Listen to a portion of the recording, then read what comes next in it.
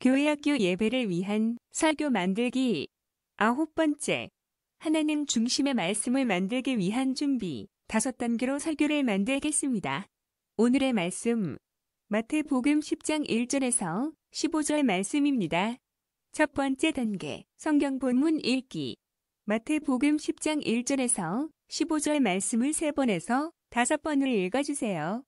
두 번째 단계, 성경 본문 내용 파악을 위해 본문 내용을 일어나는 사건을 중심으로 단락을 나눠주세요. 저는 본문 말씀을 5단락으로 나눴습니다. 첫 번째 단락, 1절, 12사도의 임명과 권능을 주심. 두 번째 단락, 2절에서 4절까지, 12사도의 명단. 세 번째 단락, 5절에서 7절까지, 12사도 파송과 전도의 1차적 대상. 네 번째 단락, 8절에서 10절까지, 전도자로서 재물과 경배에 대한 자세. 다섯 번째 단락, 11절에서 15절까지, 전도자로서 영접받거나 배척받을 때의 자세. 두 번째, 성경 본문 내용 요약하기. 본문 내용을 간단하게 요약해주세요. 예수님께서 12제자를 부르시고 그들에게 모든 병을 고치는 능력과 귀신을 쫓는 권능을 주셨어요. 그들에게 천국이 가까이 왔다는 것을 선포하라고 명령하셨어요. 전도를 위해 12제자들이 무엇을 준비해야 하는지, 또 어떤 방법으로 이 말씀을 전해야 하는지 예수님께서는 자세하게 알려주셨어요. 오늘 말씀을 통해서 예수님께서 제자들을 부르시는 이유와 그 제자들이 무엇을 해야 하며 또 어떤 방법으로 전도를 해야 하는지 배우고 우리들도 예수님의 바른 제자로 일할 수 있기를 바라요. 세 번째, 본문 내용 분석과 연구. 첫 번째 단락, 마태복음 10장 1절, 12사도의 임명과 권능을 주심. 문제 1. 예수님은 몇 명의 제자들을 부르셨습니까? 1절. 예수께서 그의 12제자를 부르사. 참고. 예수님의 제자들의 숫자 12은 이스라엘을 구성하는 12지파의 수와 동일하다. 예수께서 12제자들을 부르신 것은 이들이 영적인 이스라엘을 상징하는 것과 관련된다. 마태복음 19장 28절. 이러한 사실은 사도 바울이 사도행전 28장 20절에서 말한 이스라엘의 소망의 성취라는 표현에서도 입증된다. 예수께서 12명의 사람들을 불러서 자신의 제자들로 삼으신 것은 하나님의 택한 자들을 구원하기 위해 일꾼으로 삼기 위함이다. 당시 부름받은 제자들이 다른 사람의 제자들이 아닌 바로 예수의 제자임을 분명하게 보여준다. 제자는 배우는 자, 익히는 자라는 의미이다. 예수께로부터 부름받은 제자들은 다른 사람이 아닌 바로 예수께로부터 구원의 진리와 천국의 비밀에 대해 배우고 그리스도의 제자로서의 삶을 익혀야 함을 알 수 있다. 그리고 본문에서는 12제자가 이미 선택된 상태였다는 것을 암시하는 단어를 사용했다. 실제로 베드로, 안드레, 야고보, 요한을 택하신 일은 마태복음 4장 18절에서 22절에 기록돼 있고, 세리마태를 제자로 부른 일은 마태복음 9장 9절에서 13절에 기록되었다. 이렇게 예수께서 제자들을 부르신 것은 예수님의 제1차 갈릴리 사역 때에 이미 이루어진 일이다. 그리고 마가복음 3장 13절에서 19절과 누가복음 6장 12절에서 16절에 의하면 산상수훈 이전에 이미 12제자의 임명이 완료되었음을 알 수 있다. 그리고 본문 이하에 나오는 예수님의 제3차 갈릴리 사역이 시작하는 시점에서 예수께서 12제자를 파견하신 사건으로 다루어지고 있다.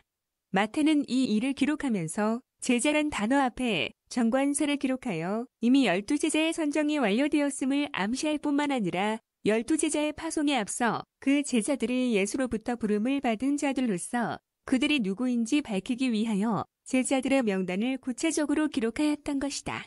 2절, 3절. 문제 1-1. 그들에게 무슨 권능을 주셨습니까? 1절. 그의 12제자를 부르사 더러운 귀신을 쫓아내며 모든 병과 모든 약한 것을 고치는 권능을 주시니라. 참고. 귀신과 질병들을 제거하는 예수님의 권능이 제자들에게 주어진 사실은 마태복음 28장 16절에서 20절에 말씀하신 제자들과 영원히 함께 하시겠다는 약속과도 관련된다. 그래서 예수께서 교회와 영원히 함께 하심으로 교회는 예수 그리스도의 권능을 가지고 그분이 행하셨던 축사와 치유 사역을 통한 천국 복음의 전파 사역을 능히 감당할 수 있는 것이다. 본문에서는 더러운 귀신을 쫓아내는 것이 병을 고치는 것보다 더 긴급하고 중요한 일로 여겨졌음을 알 수 있다. 본문 내용 분석과 연구. 두 번째 단락. 마태복음 10장 2절에서 4절 12사도의 명단. 문제 2. 12사도의 이름을 말해보시오. 2절에서 4절. 베드로, 안드레, 세베대의 아들 야고보, 요한, 빌립, 바돌로메, 도마, 마테, 알페오의 아들 야고보, 다데오, 가나나인 시몬, 가룟 유다. 참고. 1절에서 사용된 제자라는 단어가 갑자기 사도라는 단어로 사용된다. 더욱이 사도라는 단어는 본문에서 이 부분만 유일하게 사용되었다. 제자는 지적, 영적으로 지도자에게 배우며 추종하여 따르는 사람이라는 의미를 지니고 있다. 그래서 사도행전 11장 26절에서는 예수를 믿고 따르기로 작정한 사람들을 향해서도 제자라는 용어를 사용했다. 그래서 베드로, 안드레 등을 언급할 때는 12제자라고 표현하여 일반적인 제자들과 구별하였다. 보냄을 받은 자라는 뜻을 가진 사도는 그리스도에게 특별한 사명을 부여받은 12제자를 비롯한 소수의 제한된 사람들에게만 적용되는 호칭이다. 본문 이후로부터 제자라는 단어는 예수님의 12제자를 의미하게 된다. 예수께서 12제자들을 부르시는 사건에 대해서는 마태복음 4장 18절에서 22절 베드로, 안드레, 야고보, 요한을 부르신 것에 대해 기록되어 있고 마태복음 9장 9절에는 마태를 제자로 부르신 과정을 기록했다. 하지만 다른 제자들에 대해서는 부름받는 과정에 대한 정확한 언급이 없다. 그러나 요한복음 1장 31에서 51절에서는 안드레, 요한, 베드로, 빌립, 나다나엘이 예수님을 따르는 모습에 대해서 기록되어 있다. 그리고 이 부분에서 안드레와 사도 요한이 예수님을 따르기 전에 사도 요한의 제자였음을 기록했다. 요한복음은 제자들이 예수님을 따르기 시작한 시점을 기록했고 마태는 특별한 임무를 받기 위해 부름받은 시점을 기록했다. 본문 이후로부터 제자라는 단어는 예수님의 12제자를 의미하게 된다. 그러나 사도행전에서는 예수님을 믿고 따르는 자를 제자라 했으며 예수님의 12제자를 사도라 불렀다. 예수님의 12제자 가운데 마지막으로 소개되고 있는 가룟 유다에게는 유일하게 그의 행적에 대해서 설명되고 있다. 유다는 은 30냥에 예수님을 팔아 넘기고 목을 메어 자살한 비운의 제자였다. 본문 내용 분석과 연구. 세 번째 단락. 마태복음 10장 5절에서 7절 12사도 파송과 전도의 1차적 대상. 문제 3. 예수님은 이들을 어디로 보냈습니까? 5절에서 6절. 이방인의 길로도 가지 말고 사마리아인의 고을에도 들어가지 말고 오히려 이스라엘 집에 잃어버린 양에게로 가라. 참고. 예수께서 12사도를 임명하시고 그들을 파송시킨 목적은 전국 복음을 보다 효과적으로 전파하기 위해서이다. 즉 예수님의 생전에 자신만이 복음을 전파하는 것이 아니라 제자들도 이 일에 동참시킴으로써 보다 짧은 시간에 보다 넓은 지역에 천국 복음을 전파할 수 있도록 하셨던 것이다. 뿐만 아니라 여기에는 예수께서 승천하신 이후에 이 땅에서 교회의 일꾼으로 사용하시기 위해서 훈련시키는 목적도 포함되어 있다. 이들은 다른 사람에게 내세울 만한 학식과 경력은 없었지만 스승 되신 예수께서 친히 훈련시키심으로 하나님 나라의 주축들로 성장할 수 있었던 것이다. 예수께서 복음 전파를 위해 12제자들을 파송하시면서 이방인이나 사마리아인이 아닌 이스라엘 백성들에게 전도의 초점을 맞추어야 한다는 사실을 당부하고 계신다. 이처럼 다윗의 자손으로 오셨으며 이스라엘 백성들이 오랫동안 기다려온 메시아로서 예수와 유대인과의 관계성을 강조하는 것은 마태가 기록한 복음서의 특징이다. 사마리아인들은 과거 이방인들과 혼인하면서 순수한 이스라엘의 혈통을 더럽혔고 율법을 지키지 않는 자들로 매도당하였으며 당시 이스라엘 사람들에 의해 개처럼 여겨졌었다. 더욱이 이방인들은 이스라엘의 하나님을 인정하지 않고 우상을 섬기는 자들이었다. 본문은 이러한 사마리아인과 이방인을 12사도의 선교 대상에서 일단 유보시킴으로써 예수님의 사역의 1차적인 대상이 마태복음 9장 36절에서 나온 바와 같이 목자가 없어 유리하는 양으로 비유된 이스라엘 백성에게 있다는 사실을 다시 한번 강조하고 있다. 그러나 마태복음 28장 19절에서 20절에는 예수께서 이스라엘뿐만 아니라 모든 족속에 대해서까지 선교의 대상을 확장하라고 명령하신 내용을 보도하고 있다. 그래서 본문에서 복음 전파의 1차적인 대상으로 유대가 지목되고 있는 이유는 결국 유대인들이 복음과 예수 그리스도에 대한 거절로 인하여 필연적으로 전도 대상이 모든 족속으로 확장되어지는 일의 연결선상에서 보아야 한다. 마태가 본달락에서 강조하고자 하는 점은 예수님의 이방에 대한 배척이 아니라 하나님의 소유되었던 유대인에 대한 애착인 것이다. 문제 3-1. 제자들이 전파해야 할 메시지가 무엇입니까? 7절. 가면서 전파하여 말하되 천국이 가까이 왔다. 하고. 참고. 마태에 의하면 선교의 궁극적인 목적은 하나님 나라의 시작을 알리는 것이다.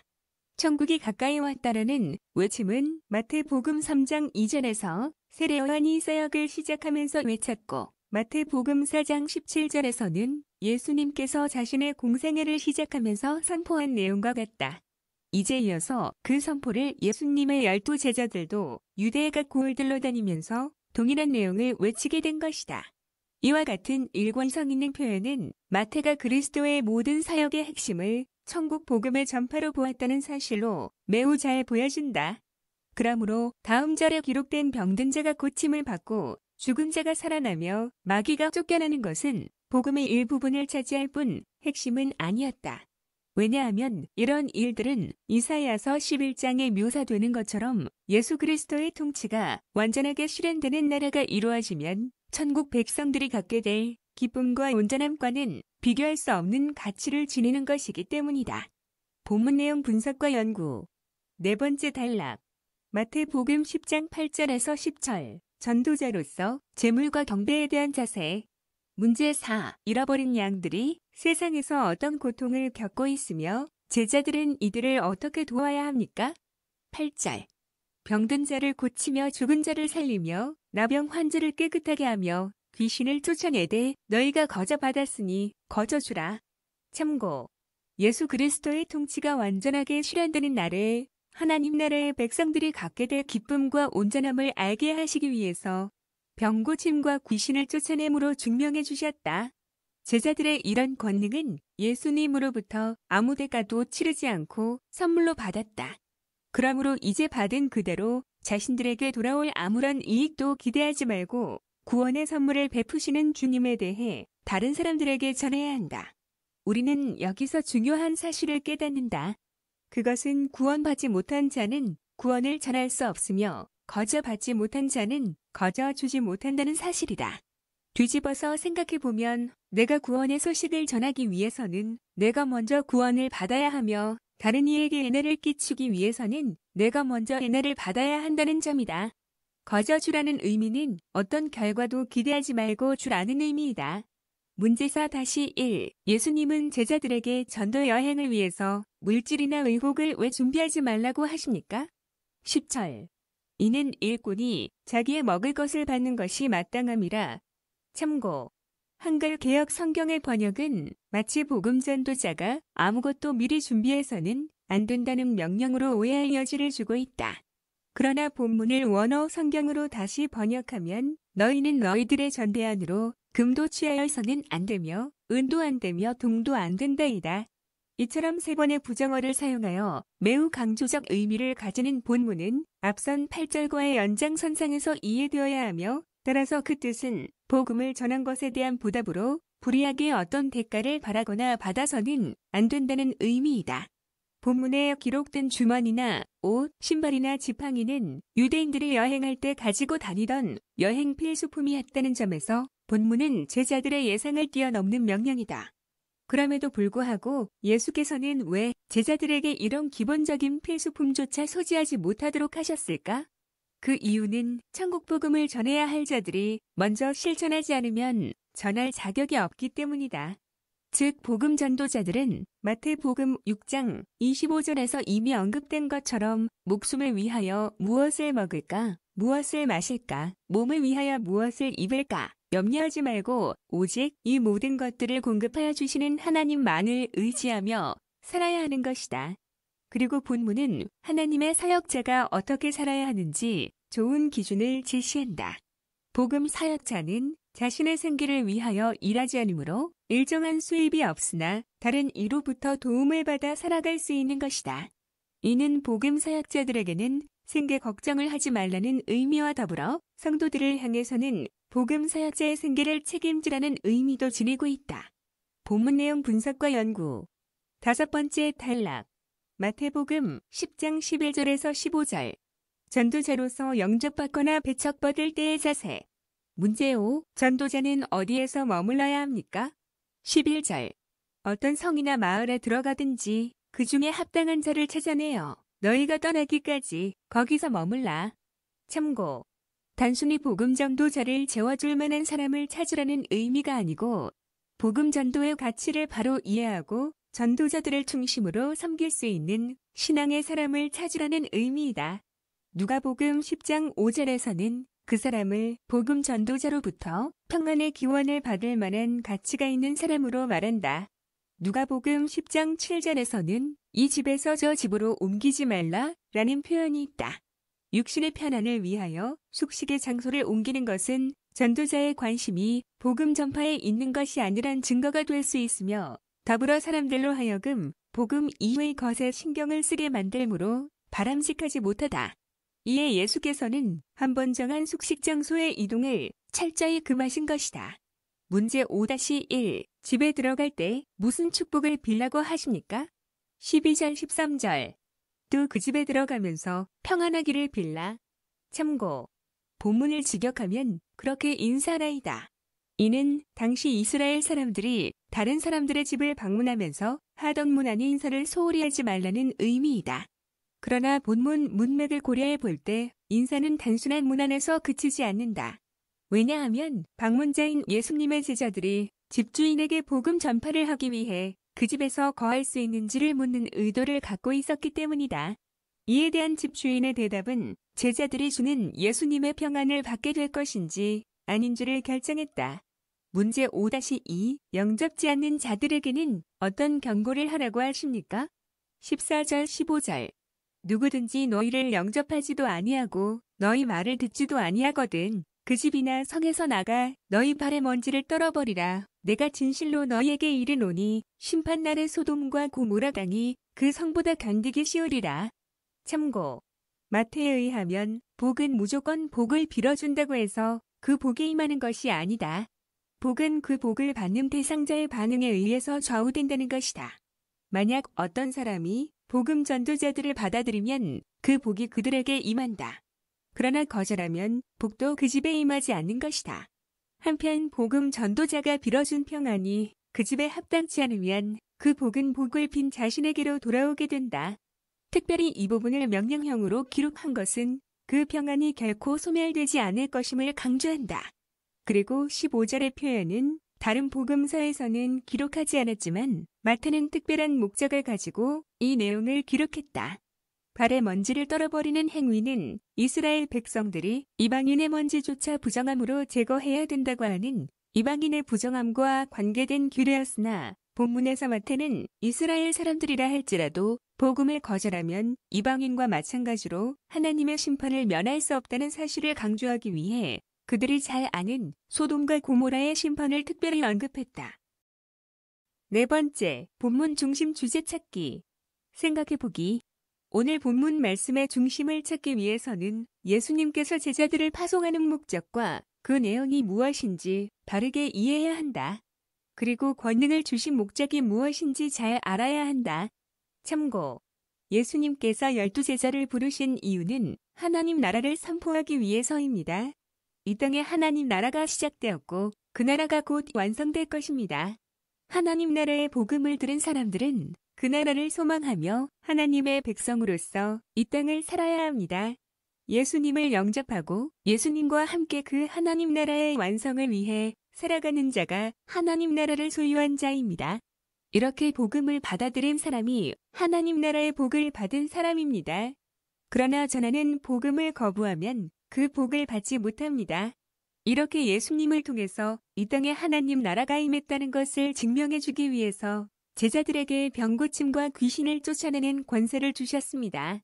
병고침과 귀신을 쫓아내는 것은 예수님을 통해 시작된 하나님 나라에 대한 표적으로 주신 것입니다.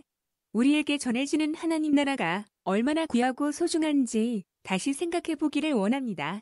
예수님의 이름을 통해서 시작된 하나님 나라는 예수님과 예수님을 믿는 제자들을 통해서 완성될 것입니다. 지금도 예수님을 믿는 제자들을 통해서 이 나라가 선포되고 전해지고 있습니다.